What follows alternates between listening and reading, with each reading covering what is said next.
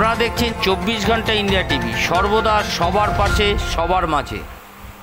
প্রজাতন্ত্র দিবসটা কি, এই অর্থটা সবার আগে ওনার কাছে জিজ্ঞেস করবো আমি। এবং আমি তো কালকে থেকে বারবার একটা কথা বলে যাচ্ছি, শিয়ালদা কোর্ট যে রায় দিয়েছে সেই রায়ের কপিগুলো ওনারা ভালো করে পড়বেন এবং তারপরে আমার বিরুদ্ধে কোনো মন্তব্য করার প্রয়োজন পড়লে অবশ্যই করব। আমি যদি কিছু ভুল বলে থাকি, শিয়ালদা কোর্টের উপরে পূর্ণ আস্থা আমাদের ছিল এবং বিচারপতি সেই আস্থার উপর ভরসা করে বিচারপতি যে রায় দিয়েছেন সেই আস্থার পূর্ণ মর্যাদা দিয়েছে বলে আমি মনে করি। এবং সেখানে প্রতিটা পৃষ্ঠায় সিবিআই, কলকাতা পুলিশ, পশ্চিমবঙ্গ সরকার, কলেজ কর্তৃপক্ষের বিরুদ্ধে যে সমস্ত কথাগুলো বলেছেন সেগুলো প্রশাসন ভালো করে দেখে যারা আমার বিরুদ্ধে মন্তব্য করছেন অবশ্যই আশা করব তারা এই সমস্তগুলো ভালো করে জেনে তারপরে আমার বিরুদ্ধে মন্তব্য করবে। এবং যে সঞ্জয় রায়ের আইনজীবী সঞ্জয় জালাল, সে একটা অভিযোগ বারবার সামনে আনছেন যে ডিজি রাজীব কুমার পদত্যাগ, মানে রাজীব কুমারকে অপসারিত করার পরেও তারপরে উনি বহাল তবিতে আছে। এইটা আপনি তো এটা প্রশাসনের ব্যাপারে, এই ব্যাপারে আমার মন্তব্য করাটা ঠিক হবে না। উনি তো বারবার আপনি অভিযোগ করছেন যে না, রাজীব কুমারের বিরুদ্ধে আমার কোনো অভিযোগ নেই, কারণ জানিও না, ওনাকে কোনোদিন চিনিও না, দেখিও নি। ওনার বিরুদ্ধে উনি আমার কোনো ব্যাপারে তদন্তের ব্যাপারে উনি ছিলেনও না।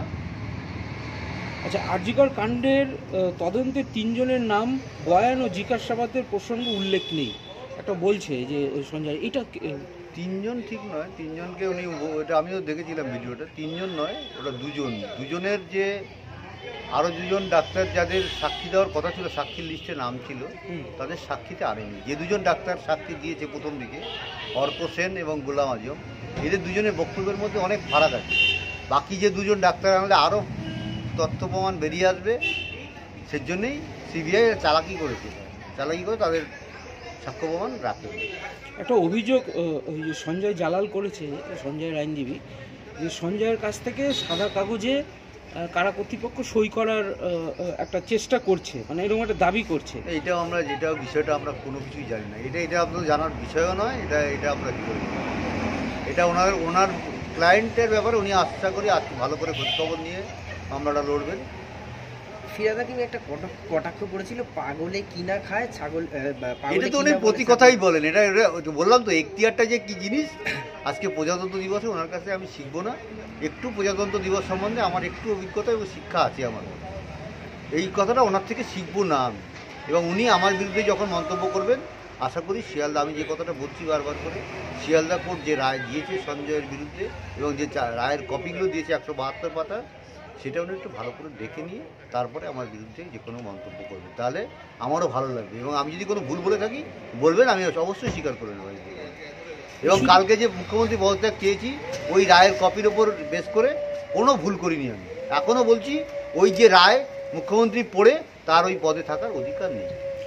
শুধু ফিরাদ হাকিম নয়, তৃণমূল কংগ্রেসের মুখপাত্র কুণাল ঘোষও একটা অভিযোগ করেছে যে আপনাকে বলছে যে চক্রান্তকারীদের মুখপাত্র দয়া করে হবেন না।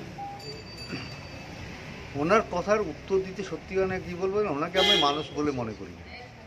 সত্যি কথা পরিষ্কার, উনি আমাকে অনেক বারবার এই কথাটা বলছি, উনি নেক্সট টাইম যখন আমার বিরুদ্ধে কোনো মন্তব্য করবেন, উনি ভালো করে বুঝে এবং জেনে তবেই যেন মন্তব্যটা করেন, তাহলে আমি, এবং আমার সমালোচনা করুন, সেটা আমি আনন্দ পাবো। আর উনি আমার সমালোচনা করুন, আমার তাতে কোনো দুঃখ নেই। আমি যদি কোনো ভুল কথা বলে থাকি নিশ্চয়ই আমার সমালোচনা করুন, এবং আমি ভুল রাস্তায় গেলে আমাদের সোজা রাস্তায় নিয়ে আসুন, আমি সেই জন্যে ওনার কাছে কৃতজ্ঞ থাকবো।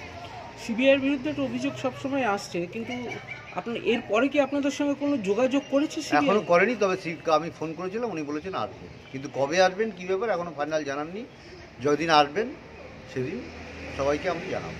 কে আসবে? সিবিআই সীমা পাউজে, আমরা আইওর সঙ্গে কথা বলবো, অন্য কার সঙ্গে কথা বলতে লাভ নেই। না, এই যে তৃণমূলের নেতারা, সেই ফিরাদ হাকিম বা কুণাল ঘোষ, তাদের যে মন্তব্য, এটা কি দলকে কিছুটা বিড়ম্বনায় ফেলছে না? মনে হয় না? আবার এটাও তো ঠিক যে তাদের দল তারা বুঝবে, আমার বিষয় আমি বোঝার দরকার। আমার মেয়ের বিচার, ন্যায় বিচারই আমার মূল লক্ষ্য। আমাকে যদি কেউ বিভ্রান্ত করার চেষ্টাও করছে কিনা সেইভাবে আমি কী করে বলবো, বিভিন্নভাবে পরিচালনা করে। আমি কোনো কিছুতে বিভ্রান্ত হব না। আমার যা স্ট্যান্ড, মেয়ের ন্যায় বিচার এবং তার জন্য যা বলার দরকার আমি বলব। এবং এটাও তো ঠিক, তারা যে বক্তব্য রাখছে, এই বক্তব্যটা তো দলের মানে একদম ঊর্ধ্বতন কর্তৃপক্ষের নির্দেশেই হচ্ছে। অবশ্যই, এ তো তাদের একটা স্ট্র্যাটেজি, এই নিয়ে আমি মন্তব্য করব।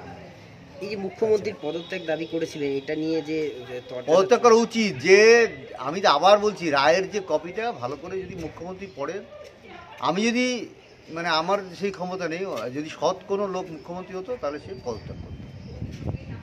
তার পুলিশে তার প্রশাসনের বিরুদ্ধে যেভাবে জজ আঙুল তুলেছেন তাতে তার পদত্যাগ করা উচিত। রায়তে এমন কিছু বিষয় হ্যাঁ, রায় আছে যে দেখলে যে কেউ দেখলেই বুঝতে পারবে। আজ এ পর্যন্ত। সঙ্গে রাখুন 24 ঘন্টা ইন্ডিয়া টিভি। দেখতে থাকুন সব জেলার সব খবর সবার আগে 24 ঘন্টা ইন্ডিয়া টিভির পর্দায়। নমস্কার।